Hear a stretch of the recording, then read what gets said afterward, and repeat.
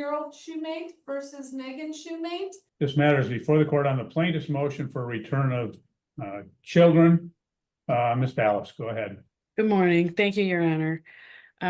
We filed notice of this motion on July 9th, 2024.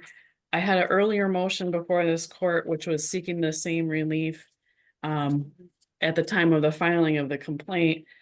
I'm sure the court has read my motion. Mother has blocked all access to the minor child, Blake, by my client, made it so that he can't contact them and vice versa.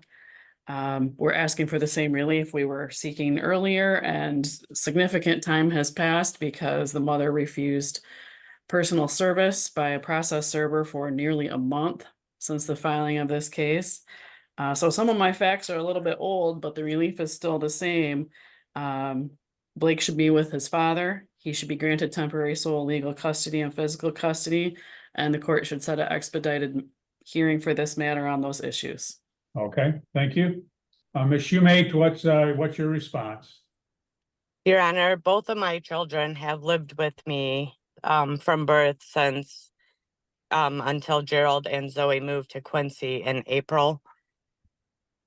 And Gerald could have contacted me at any time to ask about Blake. He has not done so. He has messaged me regarding other things, but not any concern for Blake. I've expressed my concerns to CPS concerning my daughter. She took adult toys out of our bedroom, and that didn't happen just once. It's happened on multiple occasions. When I talked to my daughter, there was no support from Gerald or any concerns regarding the fact that she had adult toys in her room. From then on, she started anywhere that Gerald went besides work. She was with him. He would go into her room without knocking as she was changing her clothes. There was rumors going around at school. And I talked with Gerald about those rumors, and he was not concerned with them at all. He just kind of blew those concerns off. I had a friend named Shayna over that was visiting.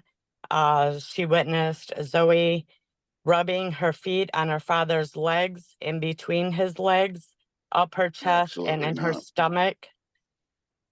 And on his stomach. And the only time that he said anything to her was when she put her feet in his face. And she kept moving closer down so that she could rub on him more. Shayna got my attention to this, and I witnessed it. When I stood up, I asked him why he was letting her do this and that he should not be letting her do that. Ms. Shoemate, you had made a referral to CPS, but they did not investigate. Is that correct?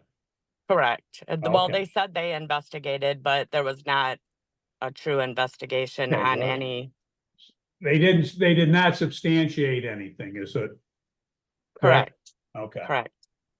Anything else that you'd like to tell me? I have tried to make contact with my daughter, Zoe. Anytime that I contact her, she tells me that she doesn't want anything to do with me. She has called me names, that she's, only listening to her father, that Gerald's girlfriend is going to be her new mother.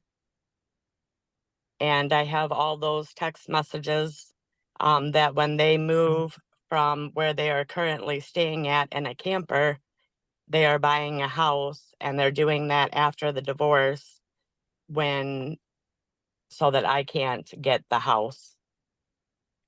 There has been an occasion where Colton, Gerald's oldest son, was at our house, and Jerry was rubbing and pushing himself up on Zoe. and that he slapped Zoe across the face. I did tell CPS that. And I have text messages from Colton stating that. Thank I you. have, Well, what the court's gonna do on a temporary basis, it does sound, court does note that the children were enrolled in Quincy apparently, although Blake was enrolled in Lakeview since the beginning of his schooling. So there's some issues obviously there. Parties did separate in March of 2024. What I'm going to do, it does appear based upon the pleadings and what's been filed in this matter, that the status quo was with the children in the plaintiff's care. The court is going to maintain the status quo. The court will grant the motion, place the children in the plaintiff's custody at this time on a temporary basis. Court will order support, and the defendant will have to pay support consistent with the child support formula and guidelines, and defendant will have standard parenting time.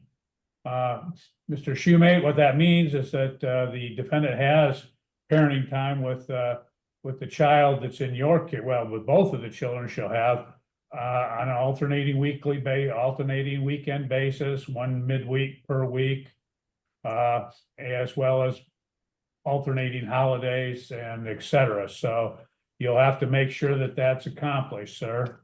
And Your Honor, go ahead. I have had Blake since the separation.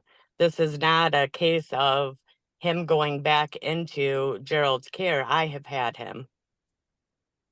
No, absolutely not. Okay, hold on. I don't need to take any testimony from parties. That's gonna be the order of the court. Court does, we'll have to address that later when we can have an evidentiary hearing, but it appears that, based upon the enrollment, et cetera, of the kids in the school, that it would show that the child was in that particular locale, so the court will continue that. The court does Yep. note that the defendant moved to Vicksburg apparently, which is outside of any of the school districts where the children had resided. So that will be the order of the court, and Ms. Ballas, you can submit under a 7-day notice of entry. I'd be happy to do that. Can I ask a further clarification? No, we're done. You can ask clarification, but go ahead. How soon should the children be returned to plaintiff? Well, they should be returned immediately, so I say tonight at 6:00 p.m. Thank you. Thank you. Have a good day. Thank you. You too. Thank you, Your Honor.